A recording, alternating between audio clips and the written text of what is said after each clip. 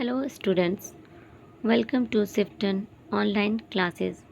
I am your teacher Poonam and today I am going to teach you the English course book, that is English Vibes. Now come to the chapter 6, The Cat on the Dovrefell. You all know a cat. Now what is Dovrefell? Dovrefell is the name of a mountain in Norway. And Norway is a country in the continent of Europe. Students, can you tell me at least one difference between a cat and a bear? A cat is a pet animal while a bear is a wild animal. This is a folk tale, यानी यह एक लोक कथा है. And this story is written by a famous writer, that is Peter Christian Abs Johnson. He was born on 15th January 1812. He was a Norwegian writer and scholar. Now come to the lines. Once upon a time there was a man in Norway who caught a great bear. एक समय की बात है, एक Norway में रहने वाला आदमी एक बहुत बड़े भालू को पकड़ा.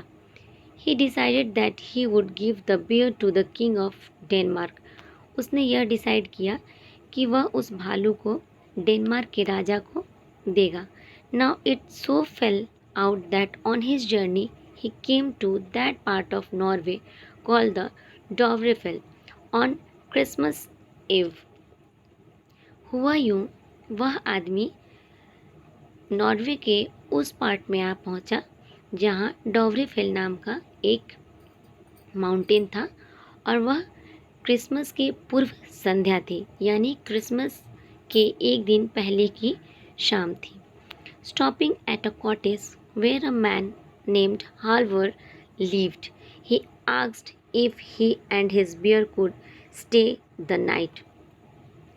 वह एक हाल्वर नाम के आदमी के कॉटेज के पास आके रुका और उससे वहाँ उस रात रुकने के लिए आग्रह किया. क्या मैं आज रात मैं और मेरा बियर यहाँ रुक सकते हैं? Heaven help me if what I say isn't true, said हाल्वर. भगवान मेरी रक्षा करे अगर मैं जो कहने जा रहा हूँ वो सत्य ना हो. We can't let anyone stay tonight. आज रात हम किसी को भी यहाँ रुकने नहीं दे सकते हैं. Every Christmas Eve, such a pack of trolls comes down upon us that we are forced to flee. Her Christmas के पूर्व संध्या को यहाँ पे ट्रॉल्स का ऐसा झुंड आता है जिसके कारण हमको खुद अपने घर को छोड़ के बाहर जाना पड़ता है. Students, trolls means super natural creatures.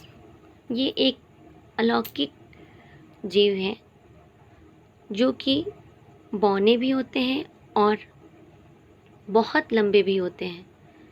इनको फॉकटेल्स में लोग इनकी बातें करते हैं.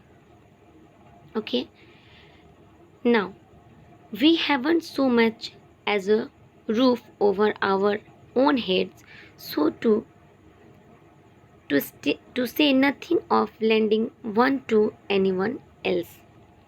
हाल्वर ने कहा कि हमारे अपने सर के ऊपर इतनी बड़ी छत नहीं है ताकि हम किसी और को यहाँ रहने के लिए जगह दे सकें. ओह, said the man, if that's all it is, you can very well lend me your house.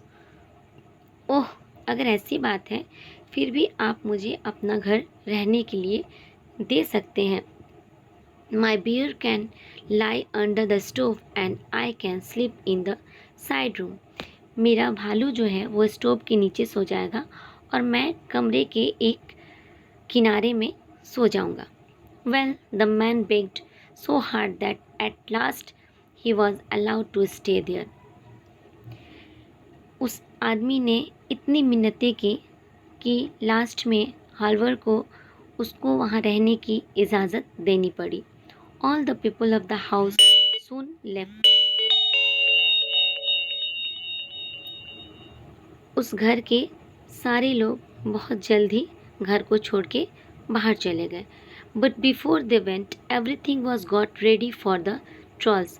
लेकिन उन लोगों के जाने से पहले ट्रॉल्स के लिए सारी चीज़ें तैयार थीं। The tables were laid with rice porridge, boiled fish, sausages, and all else that was good, just as for any grand feast. जो डाइनिंग टेबल था उस पे बहुत सारी खाने की चीज़ें रखी हुई थी, जैसे कि राइस पॉरेज यानी खीर, बॉइल्ड फिश उबली हुई मछली, sausages and all else that was good, और बहुत सारी अच्छी अच्छी खाने की चीज़ें थी जो एक बड़ी सी दावत के लिए होती है। So when everything was ready down came the trolls. जब सारी चीज़ें तैयार थी उसी वक्त उन ट्रॉल्स का झुंड आ पहुंचा। Some were great and some were small. कुछ छोटे थे और कुछ बहुत बड़े थे। Some had long tails and some had no tails at all. उनमें से किन्हीं को लंबी लंबी पूँछें थी और किन्हीं को बिल्कुल भी पूँछ नहीं थी। दे eight and drank everything.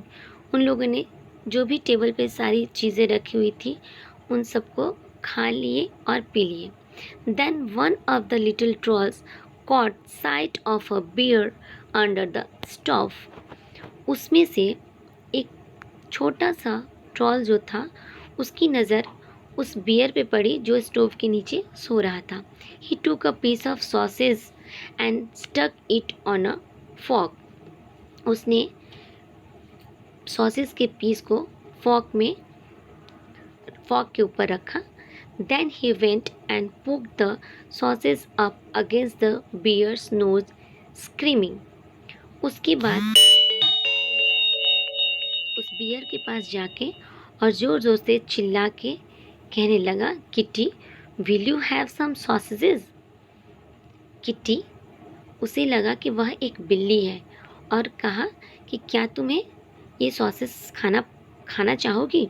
The bear rose up, gave a terrible growl and chased the whole pack of trolls, both great and small, out of the door.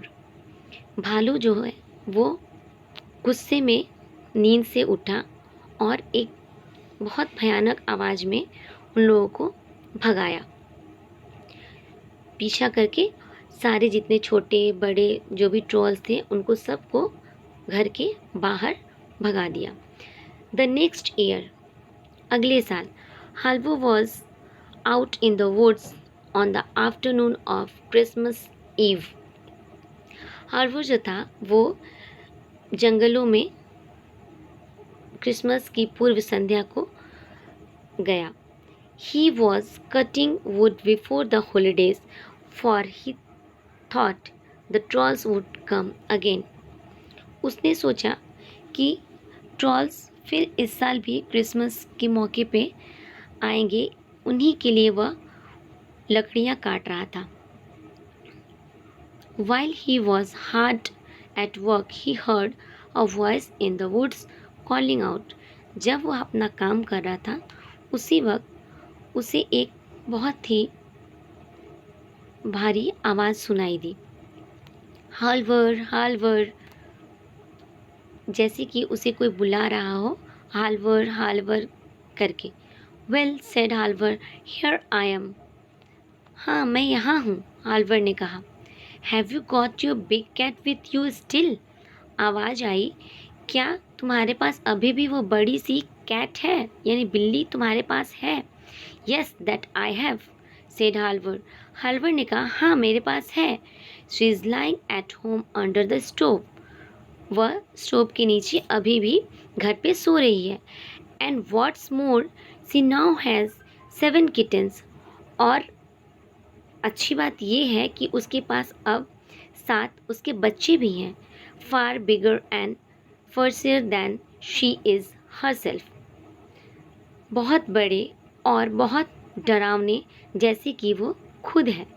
Oh, then we will never come to see you again, cried out the troll in the woods. ओह, फिर तो हम लोग कभी अब तुमको देखने नहीं आ सकते हैं। जंगलों से आवाज़ आई उन ट्रॉल्स ने, जो ट्रॉल्स उसके घर आते थे हर क्रिसमस के मौके पे। उन्होंने कहा कि अब हम तुमको देखने कभी नहीं आ सकते हैं। And he kept his word, और वह अपने प्रॉमिस को याद रखा, अपना वादा याद रखा। Ever since that time the trolls have never eaten their Christmas dinner with Halvor on the Dovrefell. उस दिन के बाद से हालवर का जो क्रिसमस का डिनर होता था उसके साथ कभी उन लोगों ने नहीं खाया और कभी उनके पास वो नहीं आया। Students, I hope you all understood the chapter. Thank you.